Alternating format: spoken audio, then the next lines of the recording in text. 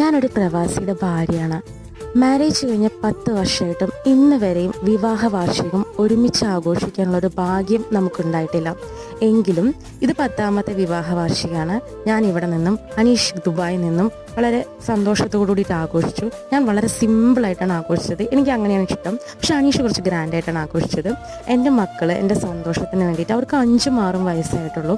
അവർ ഈ ലീവ്സും അതുപോലെ തന്നെ ഐസ്ക്രീമിൻ്റെ കോലൊക്കെ ഉപയോഗിച്ചിട്ട് അച്ഛൻ, അമ്മ, ഇത് ഞങ്ങളുടെ സ്നേഹം, ഇത് ബലൂണ് എന്നൊക്കെ പറഞ്ഞിട്ട് എനിക്ക് ഗിഫ്റ്റ് തന്നപ്പോൾ ഞാൻ ശരിക്കും ഭയങ്കര ഷോക്കായിപ്പോയി. എനിക്ക് ഭയങ്കര സന്തോഷമായിപ്പോയി. പിന്നെ അനീഷ് അവിടെ അത്യാവശ്യം നല്ല രീതിയിൽ തന്നെ ആഘോഷിച്ചിട്ടുണ്ട്. അപ്പോൾ നിങ്ങൾക്കിങ്ങനെ വിവാഹ വാർഷികവും ബർത്ത്ഡേ ഫങ്ഷൻസൊക്കെ ഇങ്ങനെ ആഘോഷിക്കുന്ന കൂട്ടത്തിലാണോ നിങ്ങൾ?